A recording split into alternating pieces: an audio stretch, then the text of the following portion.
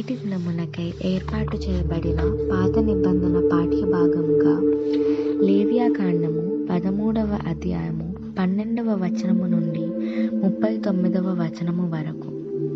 లేవియాకాండము 13వ అధ్యాయము 12వ వచనము నుండి 39వ వచనము వరకు. కుష్ఠము చర్మమందు విస్తారముగా పుట్టినప్పుడు యాజకుడు చూచినంత వరకు ఆ పొడగల వాణ్ణి తల మొదలుకొని పాదముల వరకు కుష్ఠము వాని చర్మమంతయు వ్యాపించి ఉండిన ఎడల యాజకుడు వానిని చూడవలెను. ఆ కుష్ఠము వాని దేహమంతటా వ్యాపించిన ఎడల ఆ పొడగల వాడు పవిత్రుడని నిర్ణయింపవలెను. వాని ఒళ్ళంతయు తెల్లబారెను, వాడు పవిత్రుడు. అయితే వాని యొంట పచ్చి మాంసము కనబడు దినమున వాడు అపవిత్రుడు. యాజకుడు ఆ పచ్చి మాంసమును చూచి వాడు అపవిత్రుడని నిర్ణయింపవలెను. ఆ పచ్చి మాంసము అపవిత్రమే, అది కుష్ఠము. అయితే ఆ పచ్చి మాంసము ఆరి తెల్లబారిన ఎడల వాడు యాజకుని యొద్దకు రావలెను. యాజకుడు వాణ్ణి చూడగా ఆ పొడ తెల్లబారిన ఎడల యాజకుడు ఆ పొడ పవిత్రమని నిర్ణయింపవలెను, వాడు పవిత్రుడు.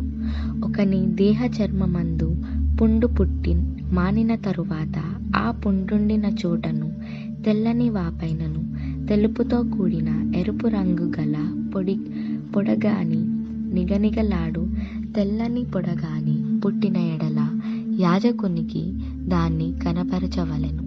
యాజకుడు దాన్ని చూచినప్పుడు అతని చూపునకు అది చర్మము కంటే పల్లముగా కనపడిన ఎడలను దాన్ని వెంట్రుకలు తెల్లబారి ఉండిన ఎడలను యాజకుడు వాడు అపవిత్రుడని నిర్ణయింపవలెను.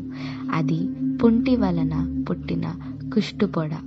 యాజకుడు దాన్ని చూచినప్పుడు దానిలో తెల్లని వెంట్రుకలు లేకపోయిన ఎడలను అది చర్మము కంటే పల్లము కాక కొంచెము నయముగా కనపడిన ఎడలను యాజకుడు 7 దినములు వానిని ప్రత్యేకముగా ఉంచవలెను.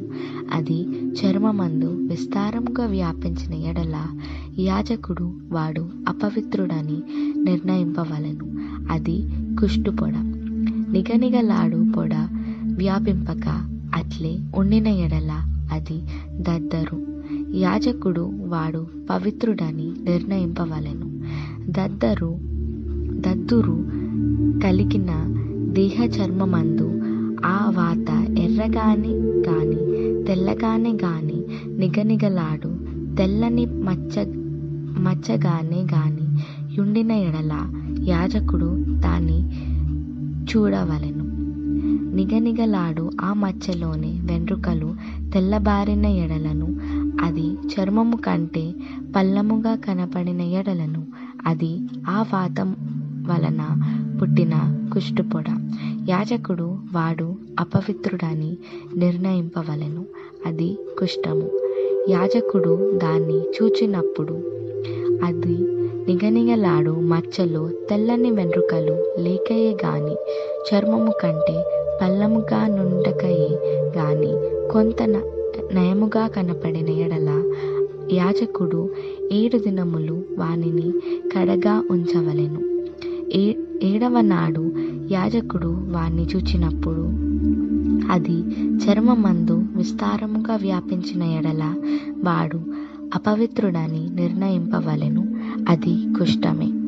అయితే నిగనిగలాడు మచ్చ చర్మమందు వ్యాపింపక ఆ చోటనే యుండి కొంచెము నయముగా కనపడిన ఎడల అది వాతపు వాపే, వాడు పవిత్రుడని యాజకుడు నిర్ణయింపవలెను. అది వాతపు మంటయే.